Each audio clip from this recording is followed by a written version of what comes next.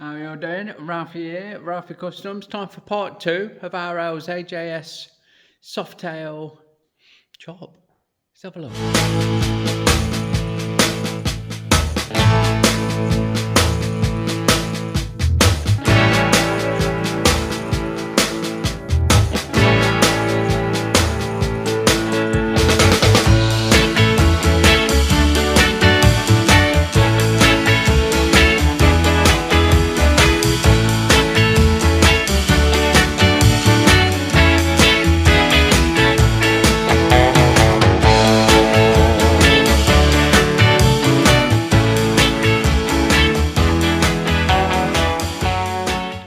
So we have the beautiful Lizzie waiting in the wings. Got the frame on the bench on some packers because the shockers hang low and the side stand bracket hangs low, so it won't sit flat on the bench.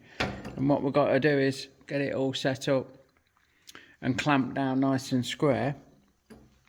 I will probably end up tacking these spacers to the frame and making some sliders, some side brackets, because we're going to gooseneck it. So we're going to get it where we need it, and then we're going to pull it back like 4 inches. We also need to check the geometry and the length of the forks and ground clearance, and compare the back with the new back wheel, see what ground clearance it gives us, and make sure we've got the same at the front with the new forks that are going in it. So we'll get this jigged up, and then we'll get it cut up, and we'll put new top tube, headstock and front rails with a gooseneck. Happy days. Okay, here's the setup. So we're clamped up at the back, nice and central, everyone's a winner. We've got spacers underneath that are tacked to the frame that are the same, so he's sitting level, and we've got the headstock held firmly. And we have actually done our geometry and checked it through, and that headstock is sitting bang on where it needs to sit for the job to be right. So what we will end up doing is leaving this in place when we chop it all off, and we'll just drop the headstock back on there, and then it can't be wrong. We'll double check it, but at the minute it's got there's 5 inches difference between this gap and his rear wheel radius, which would give him 5 inches of ground clearance, but we're on inch spacer, so it don't quite work out like that. And there's 5.5 inches difference to the length of his forks through to the bottom of the bench with the headstocks that exactly as it is. So that's good for me. There's 1/2 inch difference, which is bob on. Yeah, it'd have 6 inches ground clearance in reality, because we've got a spacer in, so that'd drop down. That'd be 5.5, not 6.5, and 11.5 less. 5.5 is 6. So these have 6 inch ground clearance as standard, 6.5 at the front, which is spot on for me for this kind of thing. Giving room to get an exhaust under there. With these sliders, if you like, these supports tacked by our Lizzie to the frame, not the bench. They're going to stay with the frame.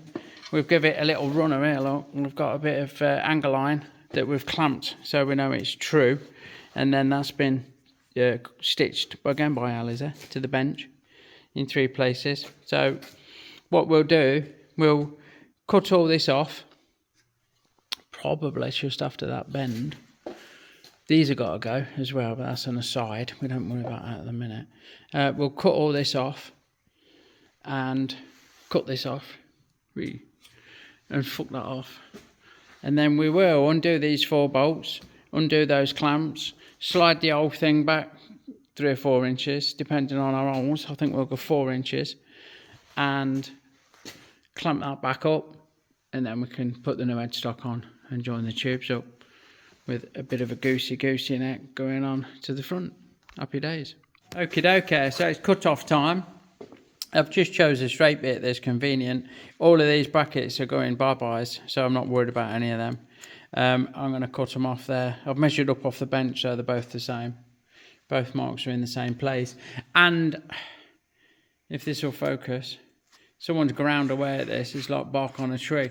I was thinking of going actually right in here, but this is smaller than my backbone, and that's a world of fucking problems with everything that's going on in there. So I'm probably going to do what I always do, which is join it under the petrol tank. I've got no idea what kind of petrol tank he's using, but I'm going to cut that where the damage stops and have a look, basically. I hate that filler word, as you know. So I'm going to cut through here, cut through there, cut through there, undo that, lift it all away, drop the new headstock on, and go from there.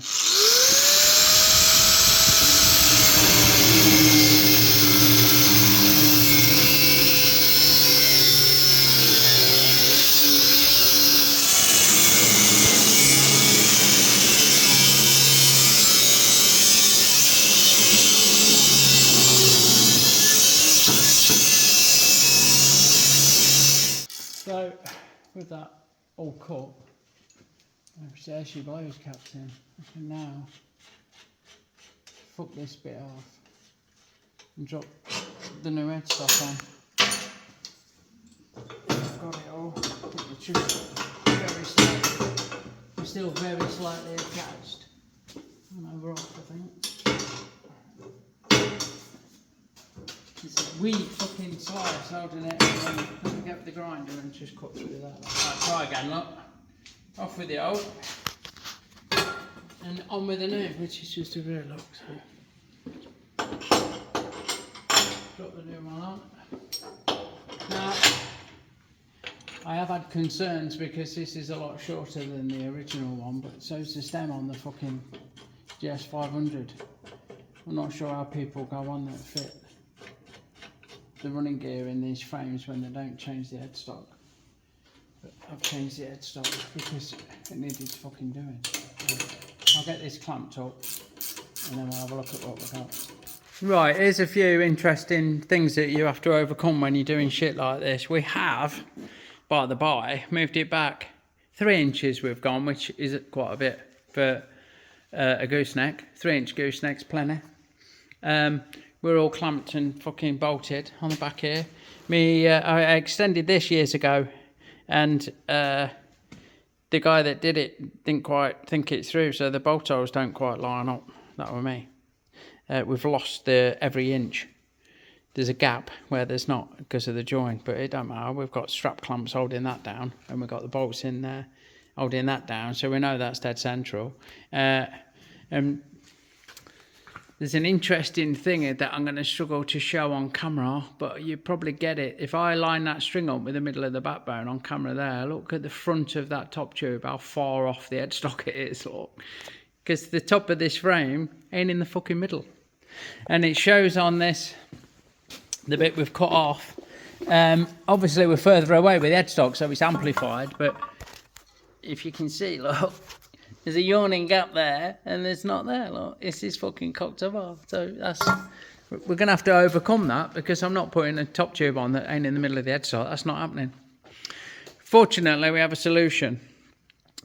Because now this goes further along, it's higher up, because it's on the slant. Sorry, focus. So we're missing the top of our headstock, so we're going to put a little kick in here, which I do on my frames anyway. So I'm going to cut it here. I'm going to bend it down, and I'm going to bend it this way, that way, so that it ends up in the middle of the headstock. We're going to tweak it at this join, and then we're going to put an insert in here and join it like I always do. I was thinking of cleaning all this shit out and putting it all in from this point like I did Rory's, but there is so much going on here, and it is so off centre that I'm going to leave that well alone. You won't see it when the tank's on and the bike's built up. And it certainly will be better than it was when it left the factory. So there you go. So yeah, I've cleaned the seams out. This is all seamed tubing. This was seamed as well. I've been in with a rotary tool and a little sander and cleaned the seams out, so I can make some inserts now to join the new tubes on in these 3 places. So we'll go over to lathe and make some bits for it. Right, before I get onto the lathe, I've been asked to show you this by these good people. Full disclosure, they've sent me this for free if I do a quick review and stick it in a video. So I'm doing a quick review and sticking it in a video. It's a jump starter, it's a jump pack. Ansode. Unfortunate name like, but you know, it's okay. Ansode 3000 amp S7 jump starter. Auto Star whatever that is. So it comes in a right sturdy fucking box, and it says that it has got 37 watt hour capacitor. It outputs 5 volts, 2.4 amps, and then it's got the jump because you can use it as a power pack, and it's got a Type C USB. Charges up in 4 hours. Now the starting current, they reckon's up to 400 amps for 3 seconds, which is considerably higher than anything I'll ever use. And the peak current is 3000 amps. So don't know. I'm yet to try it. So it comes in this pack. I carry one of these in the vehicles. I've only got one, so one can live in the car and one can live in the van now, if this works all right, and I'm sure it will. I don't see a problem.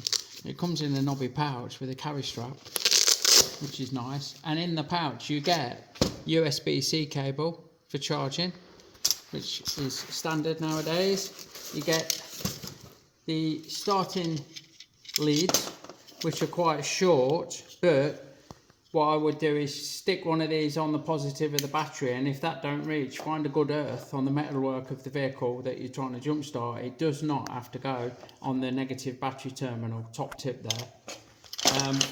You get instruction book, which is quite comprehensive, and in several languages. I think English is first in there, top of the shop, because we rule the world, obviously. Yeah, and you get the unit itself, which comes with this charged fully, which I have, like 100%.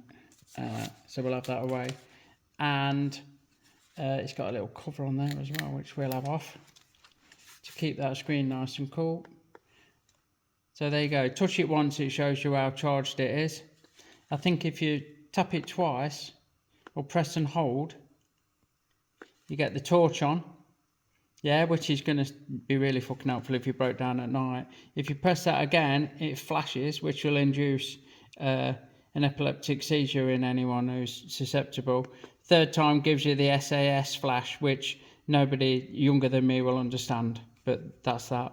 And 4 turns that off. I'll go and try and jump start one of my bikes that's not been started for a while. As far as I'm aware, you open up this port. It's really simple. That only goes in one way. Plug that in, like so. And because it's not connected to a battery, it's not giving me any indication, but a green light will come on and away you go. It has got a boost button to give it some extra beans, and that will light up to show that it's right. That will light up to show that you've got them the wrong way around. It is all protected by the circuitry inside, so you won't blow it up. Let's whip it over to me 1100 Zephyr and see if it will start it up.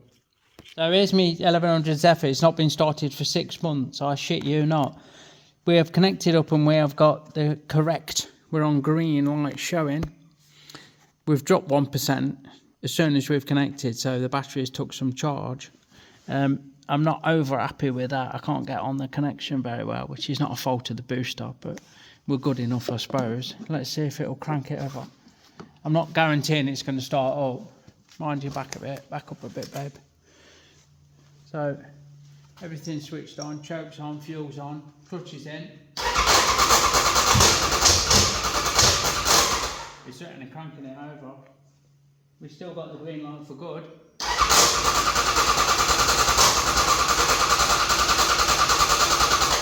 Yeah, I don't think it's going to start, but I don't think it's a fault of, to put on reserve, I don't think it's a fault of the boost pack.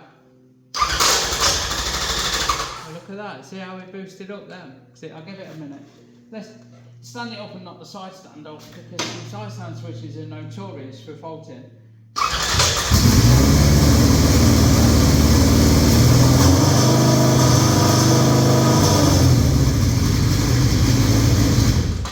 I'm really impressed with that.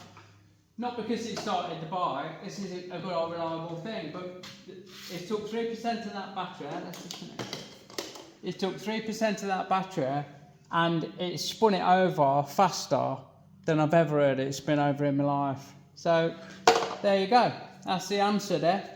3000 boost pack, jump starter, definitely going to live in my van. For sure, that is a welcome addition to my toolbox. Thank you very much for watching.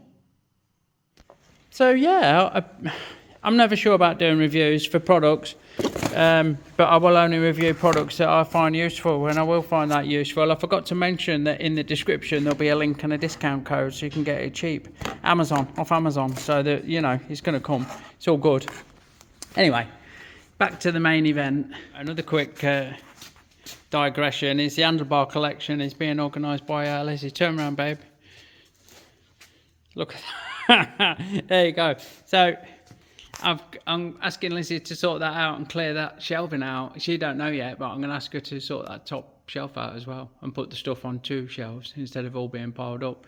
And we're going to hang the handlebar, being Lizzie, off the roof section of my indoor tent of the grow room, like so, just to give it a bit more neatification of the clutter corner. It goes back to the serious job of building bikes.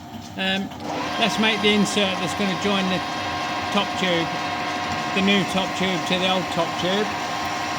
Give that a bit of a face up, not all of it because most of it's going bye-byes, and we need to zero our readout, and we know that's 32mm when we touch on, so just touch on. Gently, Ralfy. There you go. Set our readout. X is 32. Enter. And we want it to be 28, I think, for a length of 30mm. So we will take it down to 30 and then down to 28. So there's 30. There. And we'll take that down 30mm. And then we'll take another cut the same and take it down to 28. Check that. It's 30. We've got 30.06, 05. My DRO says 30.04, so I'm happy with that. We'll wind it into 28, which is, come on, there, bear with, there, and send it. Sorted. We'll send that all the way to that shoulder, and then we'll chamfer it, and then we'll drill it out. In for a good chamfer, or quick chamfer. These are not going to be knocking with an hammer tight on the tubes, they just want to be a nice fit. Okay, let's get ready to drill it out. So, go in as always, splash of lube on there. That's what separates us from the animals. Check out the bump in the description below, where you can get merchandise affirming that. Anyway, in with the pilot drill like that.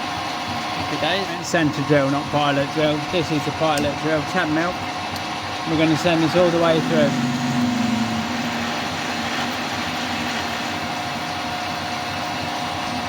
Right, with that done, we're in with the 21.25. This is because it's a good drill bit and close to 22. And this will give us a nice wall size for the joint that we're going to make, because we don't want a big thick solid bit of shit in there. Joe was asking about it,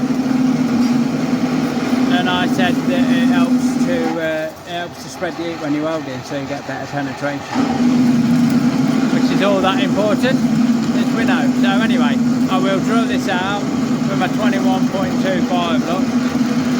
Not getting caught by the curly whirlies while we're at it, and then just spin it around and put a chamfer on the other end, and that is one of them made.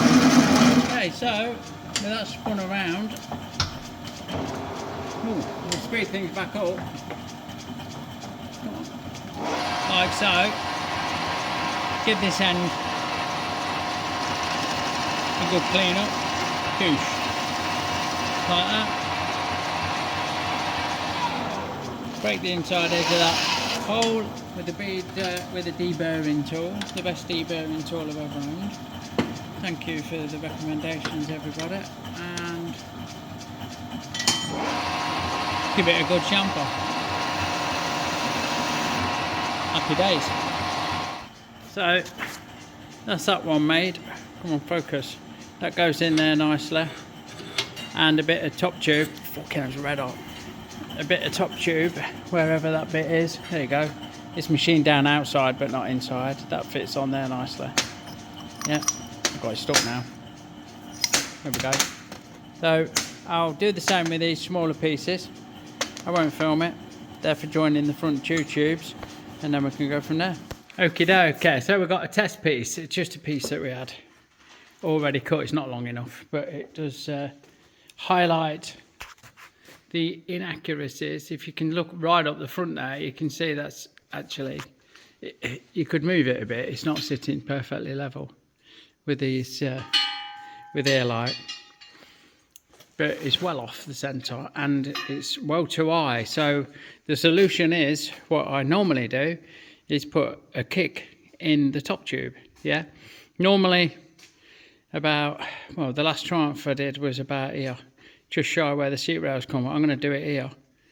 I'm going to cut a slice out of that and I'm going to bend it down a bit until that reaches where I want it to on the headstock, and at the same time I'm going to push it away, like I say. So I'll get on and do that.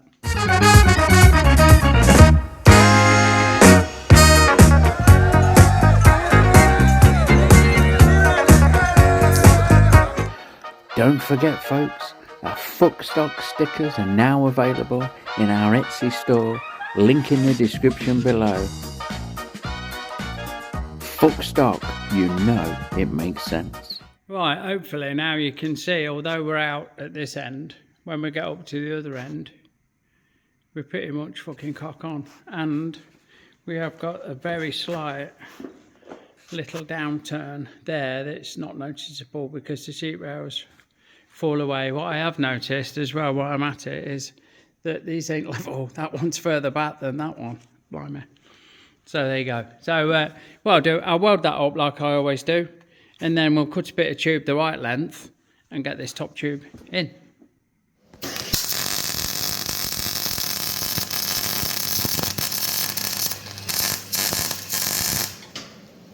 Right, with that done, look, don't that look better? Now we've actually welded the end of those seat rails, tubes. They're still offset. There's still one fucking further up than the other one, if it'll focus. It's red hot, so I don't want to burn myself. But it's not a deal breaker. If it was, I could have trimmed the end of this one off with a cutting disc just to get it right, like, but it's alright. What I'll do next is cut a bit of top tube. It's a bit droopy drawers, that is. By the time it's through there, it will be on target. And we will be happy days. So I'll go and cut a bit the right length, and I'll shape the end accordingly, a bit like this, so that it fits around the headstock. Sorry, I'm not showing you very clearly. And then we can get that in. And do a couple of plug welds and leave a gap on this joint so we can get plenty of welding there, plenty of penetration. Right, so that headstock is in, tacked in, the top tube's tacked in. Now Lizzie is just tacking these in, and we've got the staggered join, so we can weld the new top tube to the slug and the old shit to the slug. I might see if it'll just drop down a little bit more. Hold on, babe. Not really. And then we can weld that, fill that full of weld, maybe do it in 2 runs, and then plug weld, and we're fucking solid as a rock. I'll say, son. Using my cheetah to work out. Hey, that's why there's don't play cards in the jungle. I'm going for a 50-degree bend, and I can use this to work out my lengths and get all my rough guide is that I need a piece 24 long. I'm going to start a bend of 14 and it's going to go 50 inches, and we'll have a look. Hopefully that will give us a bit to trim off this end, and it'll be well supported in the bender and give us loads to trim off this end, because it's going to swing in to it this here like somewhere. So I'll get a couple of pieces cut. Well, I'll get one cut, bearing in mind I can repeat it. I know it's 24 long, start the bend at 14 inches and bend it to 50 degrees, and then we'll have a look. So we've got that all set in the bender. We're going to have a test bend. We've got enough material to do a few whoopsies. Get it all clamped up and set how we want it. I'm just going to ratchet it round to 50 degrees, which is about as far as you can bend it in one go without having to reset and have another go. It's just past 50 on the dial, and it springs back to 49. Go a little bit more. Springs back to 50 on the money there. So I'll have all this out of the way, undo the bolt, undo Bernie the bolt, pull the fucking keeper off, and there's your 50-degree rand. Okie fucking dokie. So yeah, we were happy with that. 50 degrees, what we said. They need a bit off this end because they sit a bit too high, and then they need trimming off and shaping so that this outside is somewhere about here, so they don't quite meet in the middle, but we'll see whether they meet in the middle. But the outside edge is in a bit from the outside of the headstock is the idea. It does leave, I've had a measure of the engine that's going in, and we need a good 8 inches between the exhaust ports. We'll be fucking happy days. And this is just 8 inches, but these rails flare out. Following the natural line, the line of the original frame, they flare out a little bit each side. So I did think about bending again here, or warming that up and pulling it in, or I don't fucking know. I think that we will monopolise on that and give it plenty of room to get the exhaust out when the new engine goes in. Okie fucking dokie. So let's have a quick recap. We've straightened out the wobbly seat area that was off to the side. We've tweaked it down very slightly at the seat hump so that we're reaching where we need to on the end stock, which is normal for the job. And we've got the gooseneck in with two parallel. They are dead fucking parallel. We took great steps. It took longer than you'd expect to get these right and in and ready to rock and roll, and they're tacked up. So the last bit of tubing needs to go in now, which is going to be a bracing piece that goes from here to here, like I always do. I'm not sure how tall that Suzuki engine is. I'll go and have a measure and just make sure, but I mean everything from there forward's a bonus. It's an addition. The engine fits in the standard frame, and we've created all of this extra space here, so we can ignore anything in there. It's not going to hit.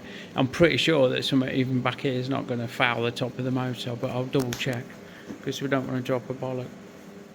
Right, so last bit of tube is what I always do is have a brace off the bottom. I've kind of shaped that, but not quite enough, I don't think. We'll see.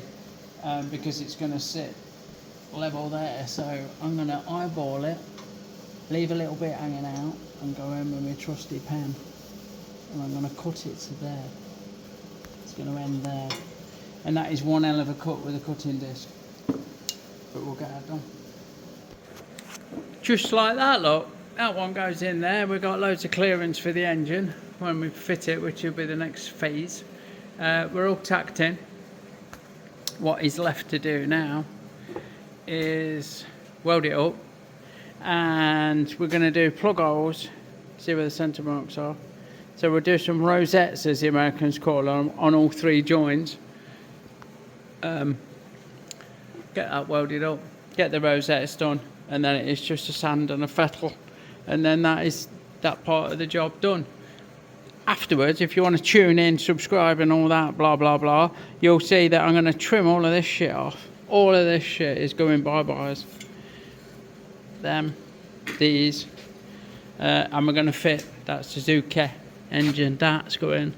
But I wanted to get this bit done first without molesting it too much, just so as we've got a nice fresh base to work from. So you join the action as we're drilling for the rosettes or the plug welds, and I am literally drilling straight in there with a pilot drill, and I want to go through the original tube and into the slug that's inside. So if this goes all the way through, if we end up with clear airlight, it's not the end of the world. But what we're going to do is follow it through with a, there you go, that's well got it. Follow it through with a big 11mm I use, or 10.5, anything like that. So we'll switch that out. There you go. We'll switch that out quick. And now I want to open that out so we can fill this full of weld, and it'll weld the original tube to the insert quite nicely. So, go steady away. We're all welding on around 30. And we take that all the way into the bottom of that hole. So just take that down like that, and now you can see a layer where we've got the bottom is in the slug and the sides are in the outside tube, and we puddle up with weld, smooth it off, and it gives us a bit of belt and braces on the joint.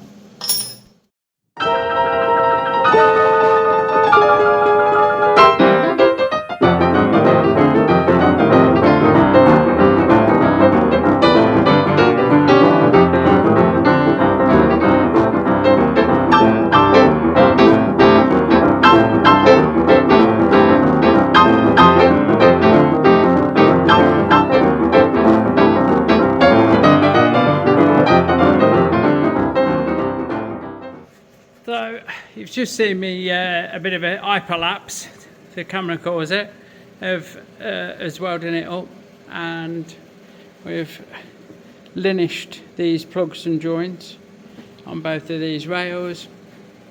We've not gone so mad with this. There is still evidence of a joint, which is fine. It sits under the petrol tank, unless he's got the smallest tank in the world, but that's absolutely all right. And we've given it a quick clean up just to finish it off, as you do. So that is stage 1, phase 1 done. So there you go. That is the second thrilling instalment, because we made the headstock in the first, didn't we, of RL's AJS Softail stroke Suzuki 400 build. Next up, we're going to fit the engine and all sorts of good stuff, and clean all the rest of the shit off the frame. So please follow along if you've enjoyed what you've watched so far. It just leaves me, as always, to say thanks for watching. If you like what you see, give me a thumbs up, consider subscribing or even joining the channel as a member. Check out all the bump in the description below, and I will catch you on the next one. Big love, everyone. See you soon.